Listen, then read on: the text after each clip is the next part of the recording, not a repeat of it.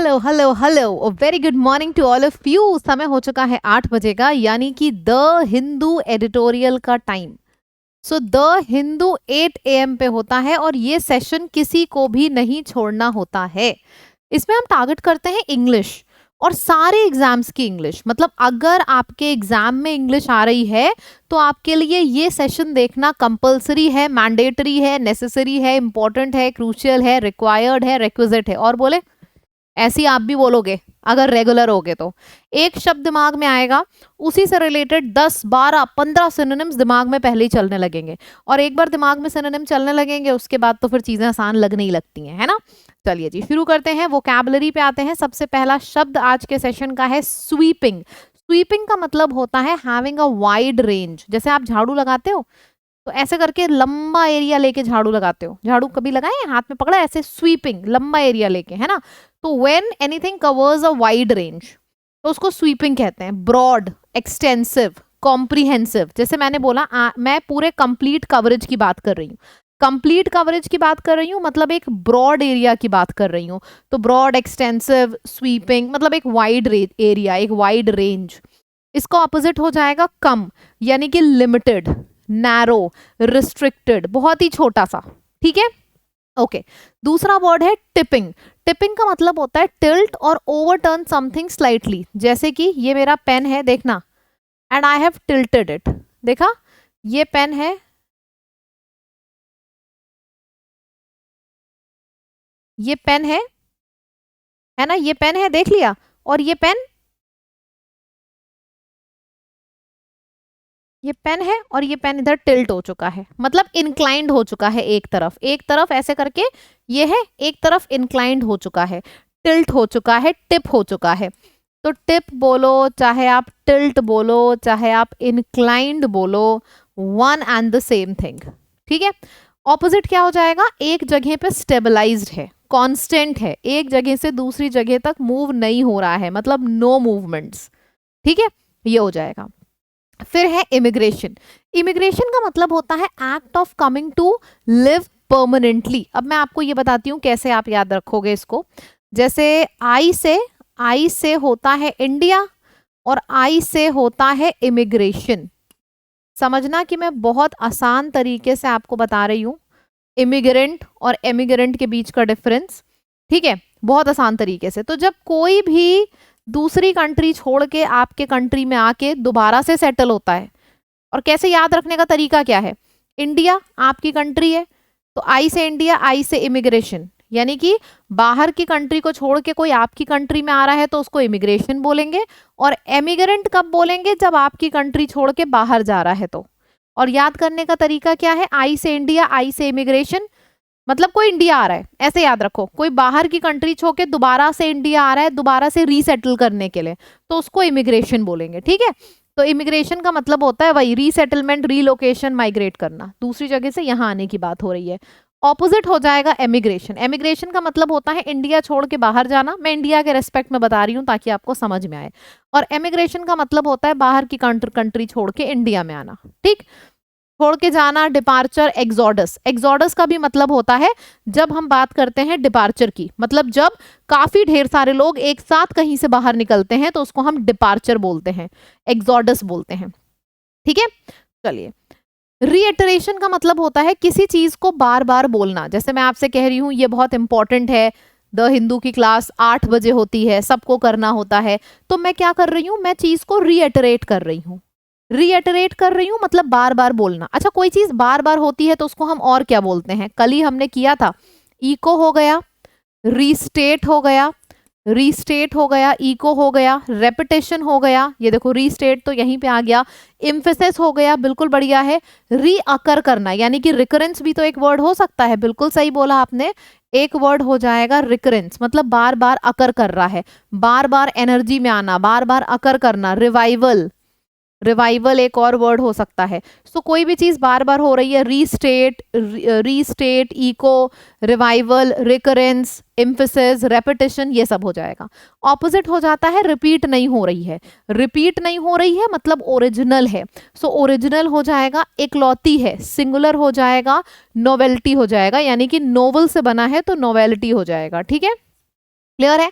तो रीअटरेशन का मतलब होता है रीअटर करना, मतलब बार बार बोलना, रीअटर, रीस्पीक, रीटेल, रीएस्टेट, इसका मतलब होता है बार बार। इको हो गया, रेवोबरेट हो गया, ये सारे वर्ड्स आ जाएंगे इसके सिनोनिम्स में। फिर है अलाइनमेंट। अलाइनमेंट का मतलब होता है जब कोई चीज, ये देखो ये एक लाइन है, मैंने एक और लाइन ऐसे करके खींच दी, मतलब ये यहां से अलाइंड है, एक लाइन में चीजें जा रही हैं। आपने बोला हाँ तो मैं भी बोल दूंगी हाँ, मतलब एक जगह पे अग्री करना, ठीक है? तो अलाइनमेंट का मतलब वही हो जाएगा कि जो आपने बोला मैं आपके बात से अलाइंड हूं, मतलब I am agreeing to you. अच्छा, अग्री की बात करें तो अग्री के लिए कौन कौन से टर्म्स आते हैं, लिखना शुरू करो। असेंट हो गया, असेंट के बाद में कंसेंट हो गया, फिर आपका हो गया अकॉर्ड, अकॉर्ड के बाद आ गया कॉनकॉर्ड। तो agree, assent, consent, accord, concord और कंप्लाई। फिर असीड, कंसीड, ठीक है? तो agree, assent, consent, accord, concord, comply, accede, concede, ये सारे वर्ड्स हो गए। Coordination, agreement, arrangement, alignment. अब किसी के ऑपोजिट जाना, ऑपोजिट जाना मतलब disagree, disarray, disagree, miss alignment, alignment में मिस लगा दो, मिस अलाइनमेंट हो जाएगा, मतलब कोई आप लेफ्ट जा रहे हो तो वो राइट जा रहा है, एकदम मिस अलाइंड है आपसे। मोनोसिलेबिक का मतलब होता है, मोनो मतलब हो गया एक, और सिलेबिक मतलब जो एक साउंड की चीजें होती हैं, जैसे मैंने बोला yes, it's a monosyllabic word, मैंने और कुछ बोला ही नहीं है, मैंने सिर्फ यस बोला। मैंने बोला कूल, कैसा लगा आपको मेरा प्लान, कूल, तो इट्स अ मोनोसिलेबिक वर्ड, ठीक है? तो ब्रीफ, कट शॉर्ट, कंसाइज में अपनी बातों को बोलना, यूजुअली एक शब्द में बोलना, जो एग्जैक्ट मीनिंग इसका होता है एक शब्द में बोलना। ऑपोजिट हो जाएगा, मोनो के जगह पे पॉली लगा दो, पॉलीसिलेबिक हो जाएगा। बहुत ही ज्यादा शब्द हैं तो वर्बोज हो जाएगा, और इलाबोरेट हो जाएगा, बहुत ज्यादा, वही बहुत ज्यादा डिटेल्ड में है, इलाबोरेटेड है, इलाबोरेट हो जाएगा, ठीक है? So we are done with this. Okay, restrictive, restrictive का मतलब होता है रिस्ट्रिक्शंस डालना, रिस्ट्रिक्शंस डालना मतलब रास्ते में बाधाएं डालना। और जब हम बाधाओं की बात करते हैं तो फिर तो क्या कहने, सारे वर्ड्स आप भी लिखो मैं भी लिखती हूँ, देखते हैं पहले कौन लिख पाता है, ठीक है? क्या क्या हो जाएगा, इम्पीड हो गया, इम्पीड हो गया, इम्पास हो गया, इनहिबिट हो गया, फिर क्या हो गया, ऑब्स्ट्रक्शन हो गया, मतलब कि रास्ते में बाधाएं डालना, ऑब्स्ट्रक्शन, ठीक है? ऑब्स्टिकल हो गया, हिंड्रेंस हो गया, हर्डल हो गया, और कौन सा, लिमिट है, प्रोहिबिट है, कन्फाइंड है। ऑपोजिट क्या हो जाएगा, खुली छूट, परमिशन, लिबरल, एक्सपैंड करो, जितना एक्सपैंड करना है करो, लिबरल, फ्रीडम, एक्सपेंशन। और फ्रीडम से रिलेटेड एक और बहुत प्यारा वर्ड है जो एग्जाम में पूछा जाता है, इमेंसिपेशन। इमेंसिपेटेड बोलो चाहे इमेंसिपेशन बोलो। तो हमने इतने वर्ड्स यहाँ पे रिवाइज कर लिए, आई होप आपने भी रिवाइज कर ही लिए होंगे, है ना? सारे के सारे वर्ड्स मेरे साथ लिखते जाया करो तो आराम से रिवाइज हो जाएंगे सभी को। इतने रिवाइज हो गए, यहाँ तक आगे बढ़ा जा सकता है। Perfect, perfect. फिर आ जाएगा फ्रेजल वर्ब। बैकआउट करने का मतलब होता है विड्रॉ कर लेना। मैंने देखा कि भाई सामने 10 लोग हैं, मैं अकेली हूँ, शायद हार जाऊं, तो मैंने अकलमंदी से बैकआउट कर लिया, है ना? He backed out of the deal at the last moment. मुझे लगा कि मैं शायद हार जाऊं, मैंने डर से बैकआउट कर लिया, सो आई बैक्ड आउट। हालांकि ये चीज बहुत गलत है। कैरी ऑन का मतलब होता है कंटिन्यू करना। जैसे नानी आपको कोई कहानी सुना रही है, आपने नानी से बोला प्लीज कैरी ऑन, मतलब कहानी बहुत अच्छी लग रही है, सुनाते जाओ सुनाते जाओ, बड़ा अच्छा लग रहा है सुन के, तो please carry on. Despite the setback she decided to carry on with her plans, मतलब उसको बहुत सेटबैक्स मिले फिर भी she was ready to carry on with her plans. Turn up का मतलब होता है arriving, arriving unexpectedly, appearing unexpectedly, ठीक है? He turned up late to the party surprising everyone. Turn up का मतलब यही होता है आना। You didn't turn up for the show, मतलब तुम आए नहीं शो में। Pour oil on troubled water, यानी कि calming down a tense and a difficult situation. जैसे आप ऐसे सोचो कि गरम गरम कोई चीज है, उस पर आपने पानी डाल दिया तो उस गरम गरम वाली चीज को राहत मिलेगी। तो जैसे पोरिंग वाटर होता है, वैसे pouring oil on troubled water का मतलब होता है कि आप सिचुएशन को काम डाउन कर रहे हो। फिर है स्मूथ, स्मूथिंग, रफल्ड फेदर्स, यानी कि रफल्ड मतलब ऐसे ऐसे आपने रफल कर दिए, ऐसे कैसे बोलें, कपड़े को गुरमेट के रख दिया है, फिर आराम से उस पर प्रेस किया, तो खराब सिचुएशन को आराम से काम डाउन करना। तो स्मूथिंग रफल्ड फेदर्स का मतलब क्या होता है, पेसिफाइंग समवन हु इज अपसेट, मतलब किसी को काम डाउन कराना जो बहुत दुखी है। मेक पीस का मतलब होता है रिजॉल्विंग अ कॉन्फ्लिक्ट और डिसएग्रीमेंट, तो इसको बोलते हैं making peace with someone. Confidence booster, आपके सामने दो सवाल फटाफट करेंगे। स्वीपिंग, स्वीपिंग का मतलब क्या होता है, क्या क्या मैंने बताया था, हाँ बताइए, वाइड रेंज हो गया, वाइड रेंज हो गया है ना, मतलब बहुत ही ज्यादा expansion, expand, wide range, extensive. Prioritize करना, I want to prioritize the situation, so prioritize के लिए वर्ड कौन सा यूज करेंगे, I want to prioritize the situation, मतलब कि I want to emphasize on this. Next है आपके पास रिस्ट्रिक्टिव, ऑलरेडी हम कर चुके हैं कितने words, impede, impasse, inhibit, hurdle, hindrance, फिर आ जाएगा ऑब्स्ट्रक्शन, ऑब्स्टिकल, रिस्ट्रिक्शन, प्रोहिबिशन, ये सारे वर्ड्स आ जाएंगे। लिमिट करना प्रोसेस को। फिर हो जाएगा immigration, immigration is coming back, settlement. And emigration, EMI, ये क्या होता है, इसका मतलब होता है going, departure, exile, exodus. Next RC, reading comprehension, expressing views on Meta, ditching, fast checking. Meta, समझ गया ना, मेटा इज अ ब्रांड जो फेसबुक और इंस्टाग्राम को ओन करता है, मार्क ज़ुकरबर्ग जिसके मालिक हैं, है ना, और ट्विटर यानी कि एक्स, एलन मस्क। इतना तो क्लियर है ना डेटा, ये एग्जाम में पूछा जा सकता है, क्लियर रखिएगा इतना data. Huge implication that go beyond US, अब देखते हैं क्या क्या हो रहा है US में भाई, तभी तो क्लैरिटी आएगी चीजों में और अच्छे से। इसको थोड़ा सा ऊपर करते हैं, ठीक है, मैं साइड में हटती हूँ, सबसे पहले तो स्क्रीनशॉट ले लो, फिर मैं पढ़ना शुरू करूंगी।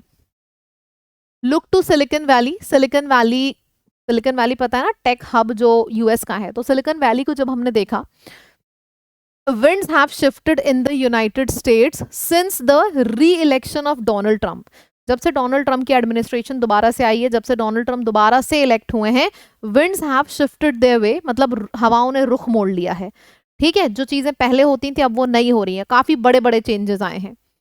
जनवरी 7 को, 2 वीक्स बिफोर, लगभग 2 हफ्ते पहले, जब ये सेकेंड ट्रम्प प्रेसिडेंसी आई, उससे 2 हफ्ते पहले मेटा जो कि ओनर है फेसबुक और इंस्टाग्राम का, उसने अनाउंस किया कि हम स्वीपिंग यानी कि बहुत बड़े बड़े चेंजेस करेंगे फैक्ट चेकिंग प्रोग्राम्स में, स्टार्टिंग विद द US, और हम शुरुआत करेंगे US से। डिस्क्राइबिंग द रिसेंट इलेक्शंस, अभी रिसेंट इलेक्शंस जो हुए हैं, cultural tipping point towards once again prioritizing speech, मतलब उन्होंने बोला है कि जो होता है ना freedom of speech, it is all about freedom of speech, कि और ज्यादा हमारे प्लेटफॉर्म्स पे हम फ्रीडम ऑफ स्पीच देंगे लोगों को। जो CEO हैं मेटा के, मार्क ज़ुकरबर्ग, उन्होंने बोला एक 5 मिनट के वीडियो में कि जो कंपनी का प्लेटफॉर्म है वो स्विच कर जाएगा कम्युनिटी नोट्स मॉडल पे।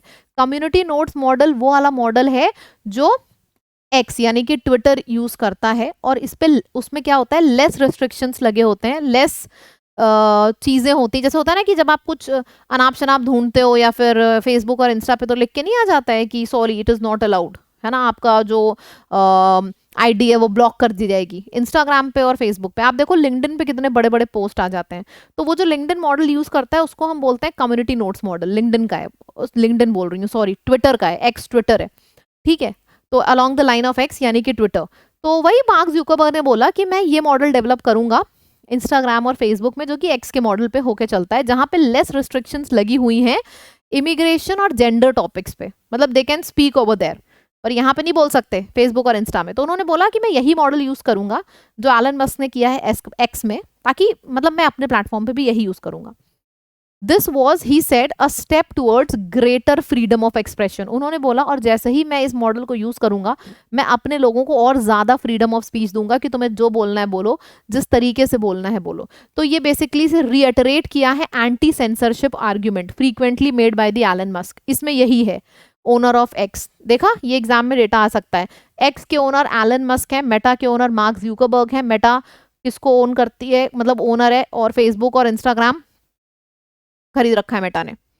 एक एंड अ की figure in the incoming administration, ठीक है। और यहाँ पे ये बहुत प्यारी लाइन है, एलन मस्क एक की फिगर है, मतलब इंपॉर्टेंट फिगर है इनकमिंग एडमिनिस्ट्रेशन में, यानी कि जो डोनाल्ड ट्रंप की एडमिनिस्ट्रेशन होने वाली है, इनकमिंग मतलब कमिंग एडमिनिस्ट्रेशन, उसमें एलन मस्क का एक बहुत इंपॉर्टेंट रोल है।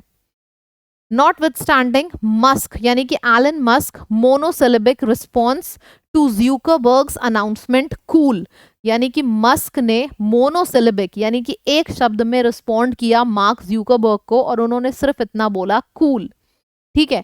और जब आप किसी को कूल बोलते हो ना, जैसे आपने मेरे से बोला कि चलो गोवा का प्लान बनाते हैं, मैंने बोला कूल, इसका मतलब I am agreeing to it, right. तो मार्क जो एलन मस्क है, उन्होंने मार्क ज़ुकरबर्ग के इन सारे रिस्पॉन्स पे सिर्फ एक शब्द बोला कूल, जिससे ये क्लियर है, which is clear growing alignment, कि दोनों के बीच में अलाइनमेंट्स, अग्रीमेंट, कोऑर्डिनेशन बढ़ रहे हैं। और ये दोनों जो हैं, यानी कि मार्क ज़ुकरबर्ग और एलन मस्क, ये मोस्ट इन्फ्लुएंशियल टेक लीडर्स हैं वर्ल्ड के, और इन दोनों में अग्रीमेंट, कोऑर्डिनेशन बढ़ रहा है। So it's nice, it's a nice thing, ठीक। तो ये पूरा का पूरा पैसेज इस चीज के ऊपर है। क्लियर हुआ? एक एक लाइन एकदम बढ़िया से क्लियर है। अब देखना, आपके दिमाग में सारी लाइन चल रही होंगी ना कि सिलिकॉन वैली में डोनाल्ड ट्रंप का जो इलेक्शन हो रहा है जनवरी 7 में, इन्होंने बोला मेटा के जो मालिक है मार्क ज़ुकरबर्ग, मेटा क्या है, इंस्टाग्राम और फेसबुक मेटा का है, ऐसे समझो। मेटा के अंदर फेसबुक और इंस्टाग्राम आता है, मेटा के मालिक है मार्क ज़ुकरबर्ग, ठीक है। मार्क ज़ुकरबर्ग मेटा के मालिक हैं, ठीक है। और he is trying to use all those things जो कि एलन मस्क ने यूज किया है। एक्स यानी कि जो ट्विटर है ना, उसको एक्स प्लेटफॉर्म बोला जाता है। तो he is aligning to the things that he has used in his platform, ठीक है।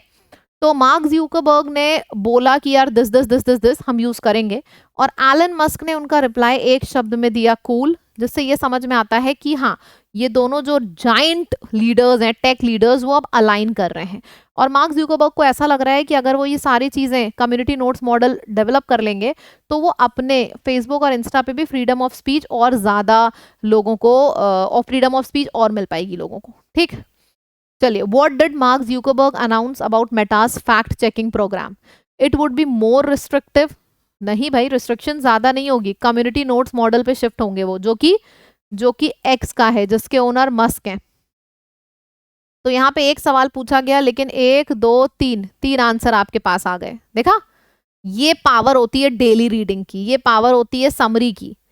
आगे बढ़ते हैं, फिर है what is the reason Mark Zuckerberg gave for the change in Meta's fact checking program? Fact checking program को अब वो कम्युनिटी मॉडल में डेवलप कर रहे हैं। रीजन क्या दिया है मार्क ज़ुकरबर्ग ने कि भाई जैसे मैं अपने कंपनी में ये चेंज कर रही हूँ, उसकी तरह कर रही हूँ, तो मैं कुछ ना कुछ तो रीजन दूंगी। तो इन्होंने रीजन क्या दिया है? रिस्ट्रिक्टिंग फ्रीडम ऑफ स्पीच नहीं, प्रायोरिटाइजिंग फ्रीडम ऑफ स्पीच। भाई देखो, अगर आपके दोनों सही हुए हैं ना, तो समझ लो सच में ये रामबाण सेशन है इंग्लिश के लिए। चाहे वो कैब हो, चाहे रीडिंग हो, आप पूरे में पूरे नंबर लेके आ सकते हो अगर आप 8 AM को डेली अटेंड करते हो the Hindu. Don't miss it even a single session, ठीक है।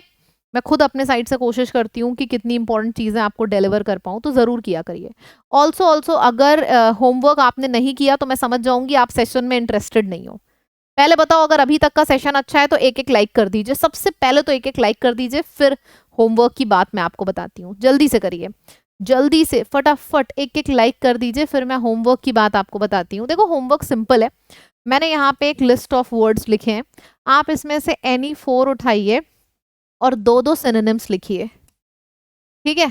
अगर आपने सच में लिख लिया तो boss, you are on the right track. और मेरे से पूरी पूरी पूरी इंग्लिश पढ़ने के लिए आपको ये ऑफिसर्स बैच ज्वाइन करना है। ऑफिसर बैच में मेरा इंग्लिश का एकदम नया बैच शुरू हुआ है, 1-2 क्लासेस हुई हैं, तो इसको आप लोग ज्वाइन कर लो। जब आप इस बैच को परचेज करने जाओगे, आप जब, मैंने देखा है बहुत से स्टूडेंट्स वेबसाइट पे जाते हैं, वहां पे बहुत ढेर सारे कोड्स दिए हैं। आप कंफ्यूज मत हो, आप सिर्फ इस कोड को यूज कर लो, आपका लैब, आपका कोड भी लैब है। लैब कोड को यूज करो, आपको बढ़िया डिस्काउंट मिलेगा, ठीक है। और इसको ऑफिसर्स बैच को ज्वाइन कर लीजिए, एकदम बेसिक से तैयारी कराई जा रही है एसएससी के हर एग्जाम के लिए।